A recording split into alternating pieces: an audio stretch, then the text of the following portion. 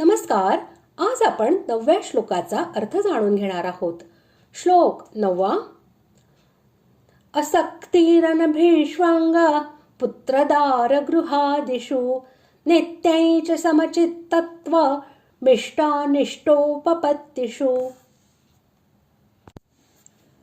श्लोकाचा अर्थ: पुत्र, स्त्री, घर आणि धन इत्यादींची आसक्ती नसणे व ममता नसणे, तसेच आवडती आणि नावडती गोष्ट घडली असता नेहमीच चित्त समतोल ठेवणे.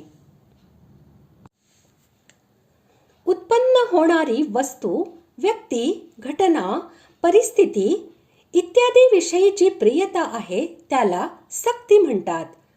त्या सक्तीपासून रहित होण्याला असक्ती म्हणतात.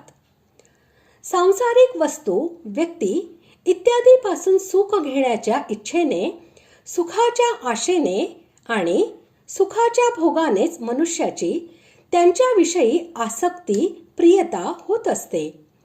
कारण मनुष्याला संयोगाशिवाय सुख दिसत नाही, म्हणून त्याला संयोगजन्य सुख आवडते. परंतु वास्तविक सुख संयोगाच्या वियोगाने होत असते. म्हणून साधकासाठी सांसारिक आसक्तीचा त्याग करणे फार आवश्यक आहे.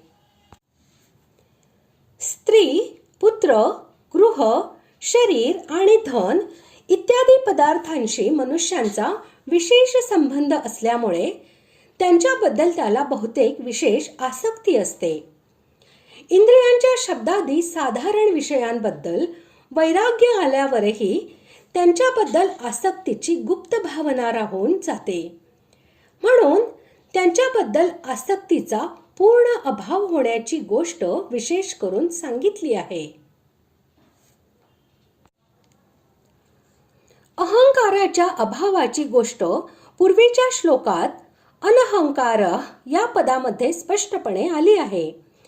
म्हणून येथे अनभीष्वांग याचा अर्थ ममतेचा अभाव असा केला गेला आहे.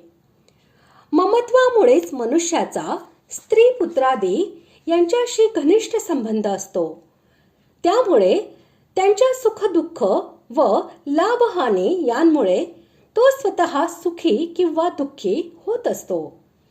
म्हणून येथे त्याचा अर्थ ममतेचा अभाव केला गेला आहे.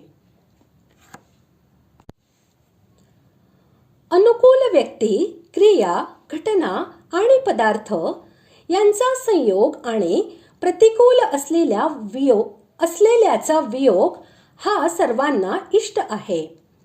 अशाच प्रकारे अनुकूल असलेल्याचा वियोग व प्रतिकूल असलेल्याचा संयोग हा अनिष्ट आहे.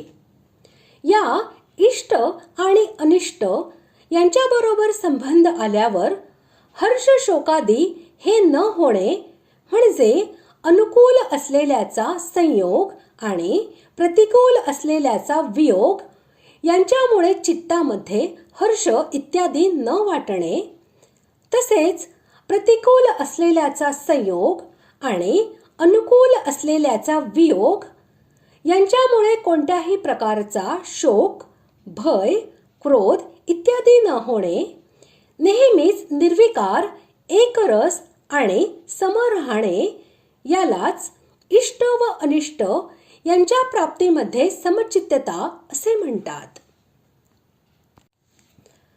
अशा प्रकारे आज आपण 9व्या श्लोकाचा अर्थ जाणून घेतला. पुढील भागात आपण 10व्या श्लोकाचा अर्थ जाणून घेणार आहोत. धन्यवाद.